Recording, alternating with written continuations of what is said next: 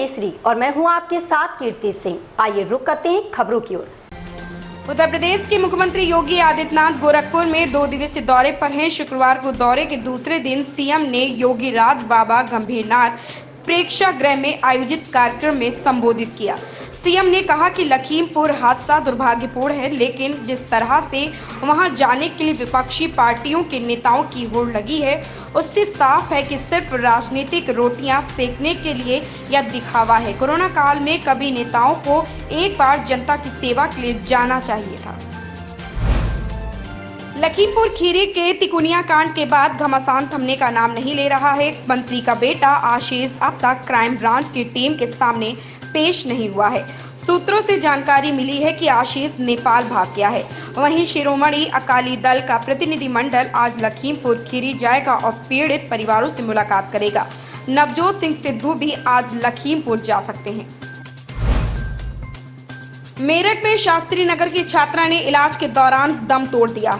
आरोप था कि छात्रा को नशीला पदार्थ देकर पहले दुष्कर्म किया और फिर उसकी हत्या का प्रयास किया गया। गंभीर हालत में छात्रा को हॉस्पिटल में भर्ती कराया गया था, जहां शुक्रवार को उसकी उपचार के दौरान मौत हो गई।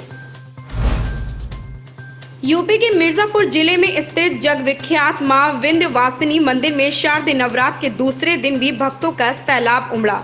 शारदीय नवरात्र की द्वितीय तिथि पर ब्रह्मचारिणी माता के रूप में श्रद्धालुओं ने मां विंध्यवासिनी का दर्शन पूजन किया।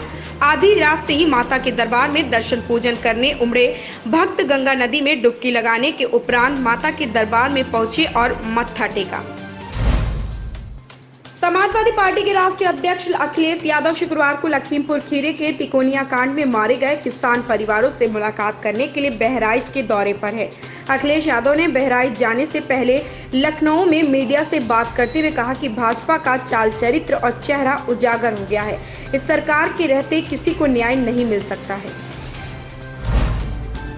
प्रदेश के 40 जनपदों में एक भी एक्टिव केस नहीं है, जबकि 16 जिलों में एक एक्टिव केस शेष है। विगत 24 घंटे में हुई 1,80,338 सैंपल की टेस्टिंग में 66 जिलों में संक्रमण का एक भी नया केस नहीं पाया गया। कुल 11 नए संक्रमित मरीज पाए गए हैं, जबकि 18 मरीज स्वस्थ होकर डिस्चार्ज हुए हैं।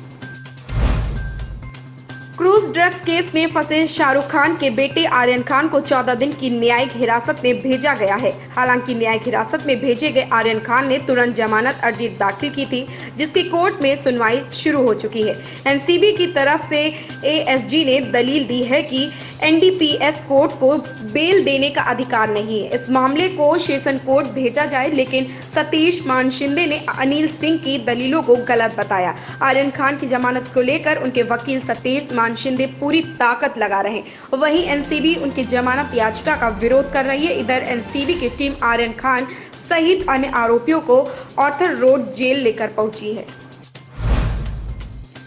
दिल्ली आपदा प्रबंधन प्राधिकरण ने एक बड़ा आदेश जारी करते हुए कहा है कि दिल्ली सरकार के जिन कर्मचारियों ने अब तक वैक्सीन की एक डोज भी नहीं लगवाई है, वह 16 अक्टूबर से दफ्तर में प्रवेश नहीं कर पाएंगे। भारत में पेट्रोल डीजल की कीमतों को लेकर हाहाकार मचा है। लगातार बढ़ती कीमतों ने लोगों को हलकान किया हुआ है। देश में ग्राहक पेट्रोल व डीजल के बेस प्राइस यानी एक्स फैक्ट्री का लगभग 3 गुना ज्यादा दे रहे हैं। ऐसे में ईंधन की कीमतों में वृद्धि से चिंतित आज भारतीय रिजर्व बैंक आरबीआई के गवर्नर शक्तिकांत दास ने अप्रत्यक्ष रूप से सरकार से पेट्रोलियम उत्पादों पर करों में कटौती करने का आग्रह किया है। मुंबई एयरपोर्ट पर शुक्रवार सुबह अफरा तफरी मच गई। यात्रियों की भारी भीड़ होने से एयरपोर्ट पर भगदड़ की स्थिति बन गई। कई यात्रियों की फ्लाइट छूट गई तो कई यात्री एयरपोर्ट पर लंबी कतारों में फंसे रहे।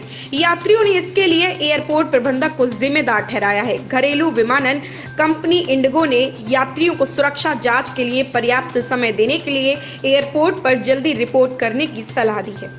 ऐसी ही खबरों से जुड़े रहने के लिए आप देखते रहें अवध केसरी।